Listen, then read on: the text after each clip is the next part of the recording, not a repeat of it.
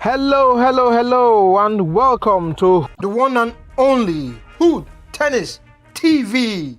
Tennis players, lovers of tennis players, tennis lovers, and lovers of tennis lovers. It's your favorite Hoodite, MP in session, inviting you to these parliamentary proceedings on Hood Tennis TV. Today, we are with Coach Terry, talking about the clay court season and all its possibilities. But before we bring you that footage, I have been asked this question a lot now. How do I become a part of the Hood Tennis family? Well, the answer is simple. All you have to do is watch this video, click on the subscribe button, and then at the bottom, enter a comment with your phone number, and we will add that phone number to our WhatsApp group for Hood Tennis. Once you're added into the WhatsApp group, you have the ability to meet up with people and tennis players of your category. We have players here who are pre-beginners. We have beginners, we have advanced level, we have intermediate level. So whatever level of tennis you play, you are invited to join us in the Hood. Just like I said, hit the subscribe button, add in your phone number, we'll add you in to our WhatsApp group, but it will also be good to visit us at the Hood.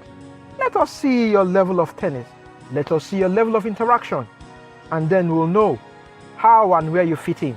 Because like I said, the Hood is for all and everyone, young, old, male, female, beginners, advanced. All right, ladies and gentlemen, let's proceed on to the interview with Coach Terry as we talk about the clay court season.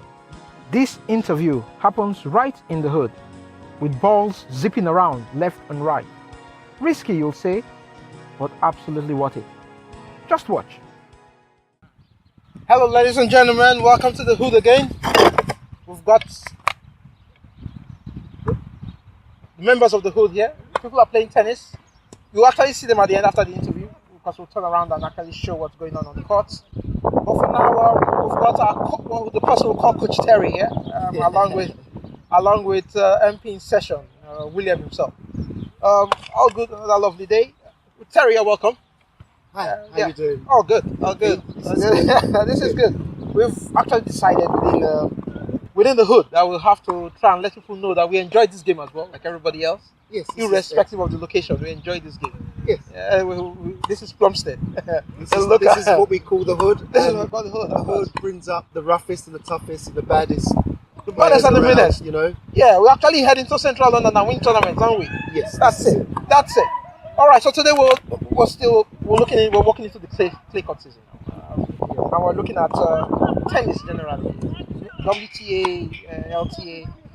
What's your take? What do you think is going to dominate? Let's look at the LTA first. Do you think it's going to dominate across the clay court season In the ATP. The ATP. ATP. Well, I mean, the kind of usual suspects. Obviously, you can't Run away from look past Rafa Nadal.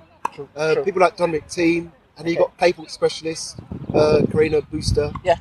Some of the Spanish guys, Feliciano Lopez. Yeah. Okay. David Ferrer, he's made a recent comeback. I don't know what he's going to have to do, but Ferrer, I think Ferrer age is catching up with him like Yes. everybody else, you know. yes, but it's still clay. He's still quick enough, Yeah. and he's got enough nous to, potentially To cause some problems. Cause problems to people. But do you really see anybody taking any of the Masters tournaments on clay away from from From Nadal? Nadal, Because the way I've seen him, he played.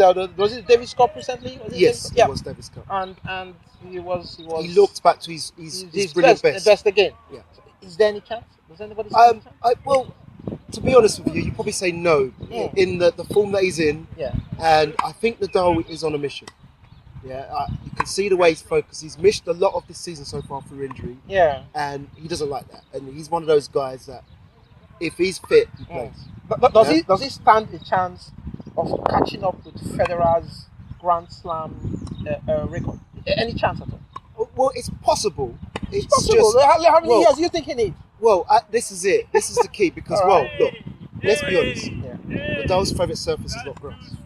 Okay, and hard courts, it's touch and go sometimes. Yeah. And what's been happening, especially towards the beginning of the year, he's had a lot of injuries. Yes. So you potentially have to run the straight open. Yeah. And the US Open, he's won it a couple of times. Yeah, as well. So this is his best bet. So the two tournaments you're looking at in terms of Grand Slams is the French Open and potentially the US Open. So basically, he needs to keep playing for another 4 odd years and win US and French and stay relatively injury free.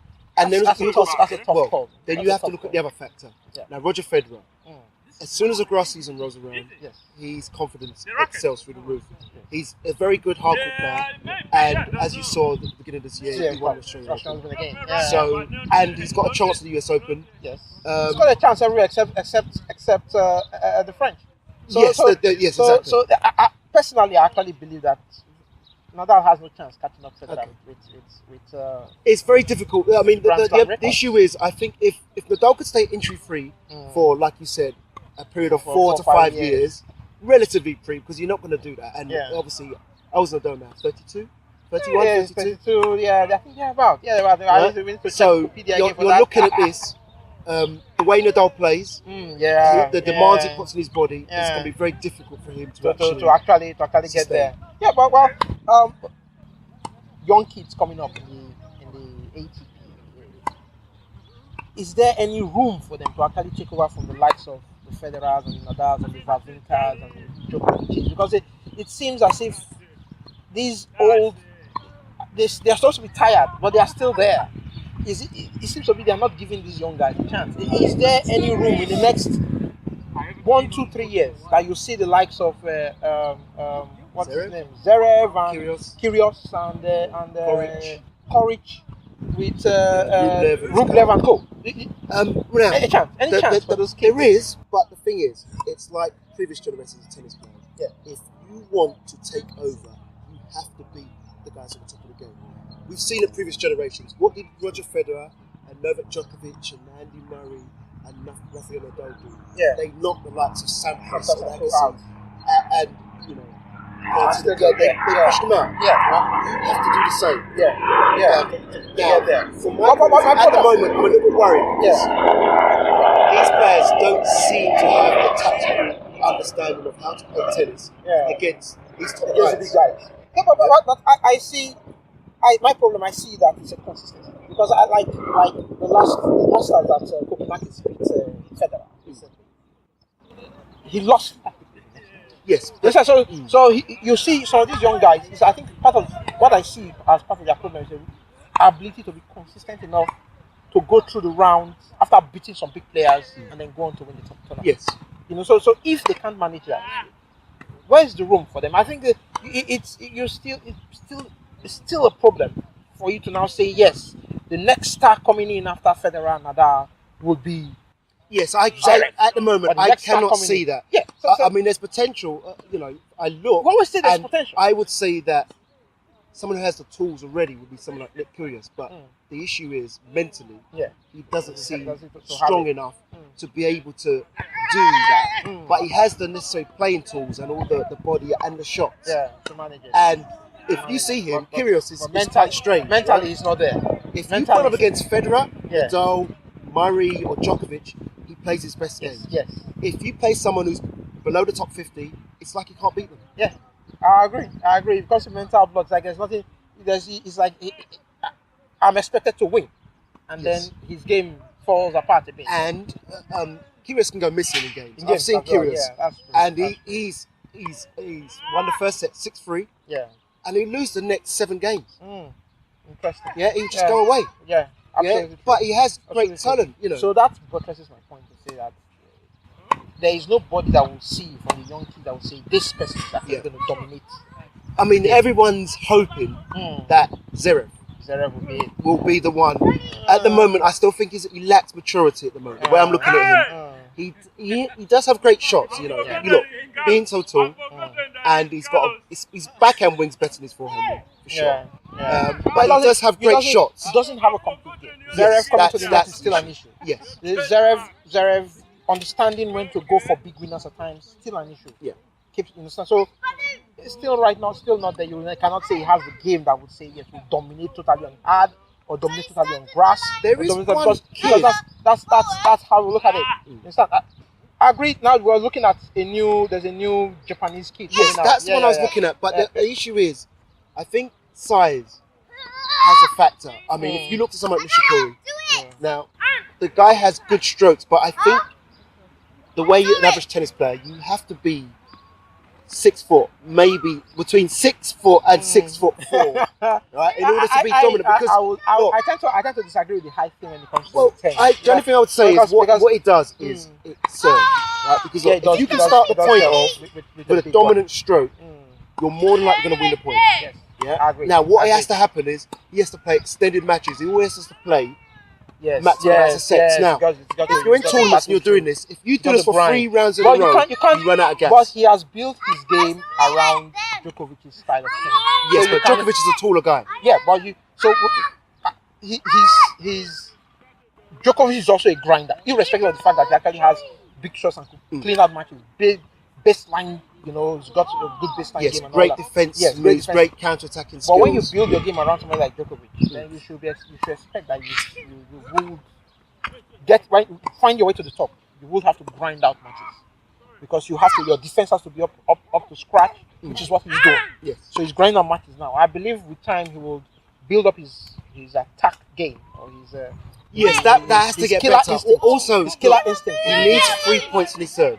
Yeah, he does, Look, he does. I look at lots of times when he's playing, and he never gets 3 points. Yeah. He always has to, like you say, grind out Grind out points or points. win them. Or, sometimes you you'd think it's very difficult for him if he was a love 40 down situation to actually hold on. While there are other players that could do 3 swishes of the racket and they're back to parity again. Yeah, that's my only issue. But he is, in terms of his tactical ability and his gameplay and his match play in terms of tennis, he's one of the best at the young ones that I've seen. Okay. Yeah. Okay. Well, we'll be watching out for him through the clay court season. See how his body adapts, to the pressures of the. Yes, well, clay will help him. Yes, because he loves extended rallies. Yes, it gives him time to track things down. But you have to go through doing the same thing for 4-5 matches to win a tournament. Yes, very So that's also it takes his toll. Okay. Now, how he adapts to that, we'll have to see through the clay court season. Good thing about him, he's young enough. Yes, of course. So of his course. body can Of course, recover. of You know, course, you recover think about quickly. someone like Roger Federer. After he plays an Yeah. intense match, Yeah. the next day he could suffer from stiffness. From- But yeah, and all that, being yeah. so young, He he can bounce back manage very that. quickly. Yeah. All right, so let's look at the WTA. For me, I don't know. I call it Jangolova tennis. That's what I call it. He's all over the place because you can never really tell what's going to happen with women. Last year we had 4 Grand Slam winners. Serena was there. Yeah. Ostapenko was there. Muguruza was Yeah. there, and then Sloane Stephens from Stevens. nowhere Yes. picked up. Sloane Stephens, after she won the US Open, practically won no match Yes. until she went to Miami? No, she went to South America. Oh, and then Acapulco, Oh, yes. I think, Yes. and then no, not Acapulco, Brazil. In Brazil, was it? She went to Brazil. One was had to buy in the first round, won the second round match, Yes. and then lost in the And quarterfinals. yes, this is true. Here we go till we got back to the US, and then lo and behold, here's Sloane Stephens taking out everybody and Yes. then winning. In Miami. For crying out loud, I don't go against tennis. You can never really predict. Very bad for people who go to Bet365. Yes. Actually annoying to place your money on ladies tennis. So, but now the issue is looking at what has happened this year. Some new kids trying to show that they actually have the ability to play the game. Do we see the likes of Osaka, Naomi Osaka, and Kasatkina and co, the new young kids? Ostapenko potentially as well. I know Are she's they, won a are they Grand good? Slam. You see them taking over from the likes of the Sharapovas and co, who have held the ground, Azarenka and co. The interesting thing, they can- Sharapova is a very interesting prospect. No, that's a totally different discussion. We'll have that Yeah. another Okay, day. fine. Sharapova, totally Yes. different discussion. Yeah. As we'll look at Halep, totally different discussion of Yeah, another okay, day. Because fine. those ladies, there's something's not right Right, somewhere. now. But that's looking at, is there a chance for these Now, young Osaka potentially kids? Potential has it. has I've the always tools said because she has got the tools. right, And she now has yes, she's starting to put more shape on the ball, which is going to help her. Yeah, of course. She now has a good new coach as well. Yes, I it's think. true. So yeah, I agree. She does have the tools, but do we see her dominating? Does she have the tools? Interestingly, the thing about the women's game, which is completely different to the men, is the variety. So what you do not. If you look at a men's game, you tend to get two camps. Yes. Right. So you get the grinders. Yes. Yeah, and you get people who just attack. Yes. Yeah, so they finish points under 5 shots, Yes. and then you get the grinders who up up to 35 shot grinders. In the women's game, you get that, but also you get people that slice and dice and chip and counter punch and grind as well. So on any given day, I've seen strikers that I think potentially could beat people like Kvitova, for example, Yes. and she will lose to Radwanska.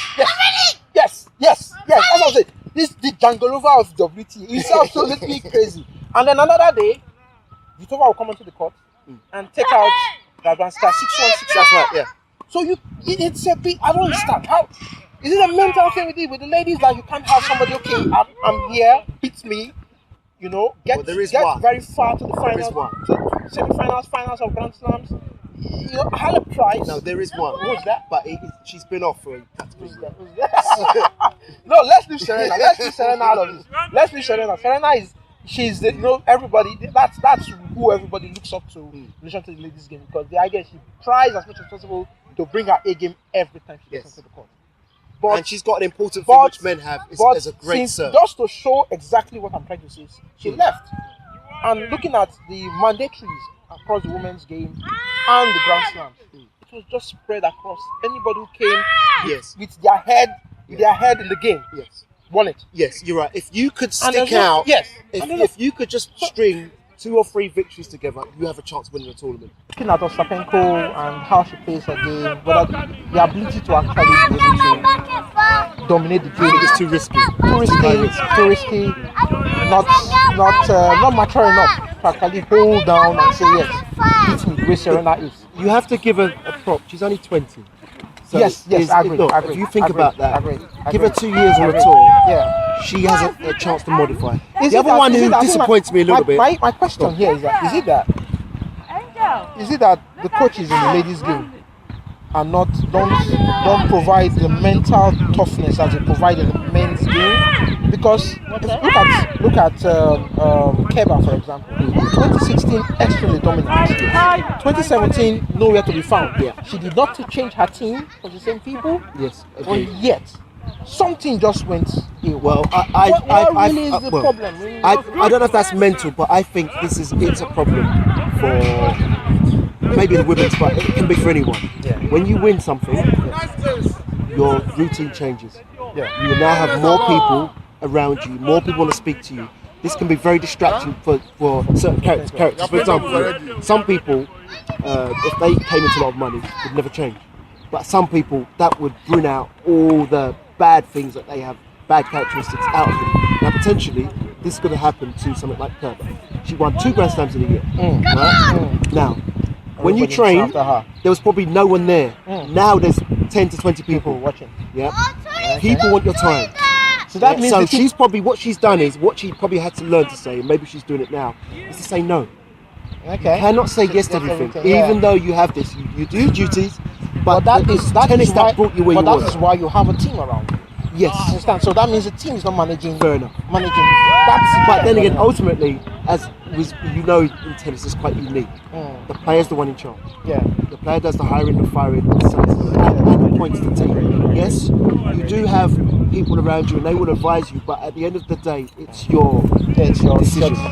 So if you say yes, there's nothing. They can advise you and say, look, this is not the right move. But if you choose to do it, they're powerless to stop you. Okay, before we go, predictions. Who wins the French Open and Wimbledon? Okay, well, the French Open, ladies, because can't get past Muguruza, potentially, just because of the fact that she's done it before. Ostapenko, it might be very difficult because before, no one knew who she was, but she's had a year on the tour. People have seen her, and there are obvious weaknesses that can be targeted. The thing about the clay, it does give her a chance to recover better, so she can get shots if she's strong enough to hit the court. So you're tipping Muguruza. Now, surprise package, I don't think she'll win, but someone like Kasatkina could really do well on the surface. Okay, yeah, I agree with that because she's got a very good defense game. Yeah, she's got and she's hard to hit through. Yes, Sloane Stephens is another one. who Sloane this Stephens could can't be. play tennis outside the US. That's her problem. I agree with you. I would anybody who's putting money on Sloane Stephens at the French Open, please, that is a very, very risky bet. She can't play tennis outside the US. Thank you. I agree with that, but you have to say she has a lot of the qualities that you need. Yeah, on well, clay. she does. I agree. She, She does. You know what? I She actually does. think she is the quickest mover, not to say the best, but one of the fastest Fastest players movers. on the court. Okay. Yeah. Okay. Seriously, in terms of her speed, her raw coverage of the Of the coverage, court. she can cover the court. Okay. So you're saying possibilities between Muguruza and Kasatkina, Ostapenko as well. We have to defending. give it a look. She's won it before. This does it. Listen, when you've won a Grand Slam, potentially you know you can do it. There is an opportunity for you to do it again. To defend it, yes, I agree. Serena can win it. Yeah, Serena can win it. Serena can win it. The thing is, the question is, okay. what are your Look, tips? Tip two possibilities. Yes, okay. Two possibilities. So I cannot rule out Serena. It's just if she's ready, right? So look, Okay. for me, From what Serena's you've just seen- come back on the from top what you've seen- and she's slightly undercooked. From what you've seen so far in the year, who are your two possibilities to win the French Open? Ladies. Okay, well, So one far of them this year. would have to be Muguruza. Okay. I have to look at Halep. I can't deny it because she has been there. It is terrible. Now Let's the other not- one, let's not which go there, was, let's not go there, which, let's which not go is, there. which we haven't spoken about, is someone like Wozniacki. Yeah. Okay. Wozniacki a chance. The issue, All right. obviously, the issue with Clay is she doesn't. She's not one of those players that can necessarily hit through the court. And she's enough to play a lot of prolonged matches. But she is fit and strong enough to do it. And now she knows she has the mental ability. I'm not sure about someone like Osaka in this particular surface. I don't know how she will adjust to it. And I saw her. She played in Osaka, Miami, what and she had. suits Osaka better is a faster pace. Course. Yes. I agree. You know, we're left to see how she will handle the slower pace. I suppose my main tip would have to be Muguruza potentially, Okay. but just Muguruza, because so you're of saying Muguruza and Halep, Yeah. or Muguruza and Wozniacki, or Muguruza and Serena. Yeah, your two. okay, my two, I'd probably have to take Muguruza, And and I'm going to go with Halep. Halep. I mean, there is the Interesting. Wozniacki's close, and obviously Serena is there, but you've had- I've done it. That's my tip. Yes, you've had the coach. His two bets are on Muguruza and Halep taking the French Open. Well, ladies and gentlemen, that's it for today. We'll leave the rest of the discussion to the next time. We're actually here to talk again. But for now, we'll actually say what's going on in the hood. There's a lot of activity around here. Normally, guys, and you have all kinds. Masters in the hoods, amateurs in the hoods. It's all happening out here. So next time you find yourself around Woolwich, Plumstead, London, visit the hood and say hi to those who actually play tennis in the hood. From the coach and from the MP, we say, see you next time. Bye.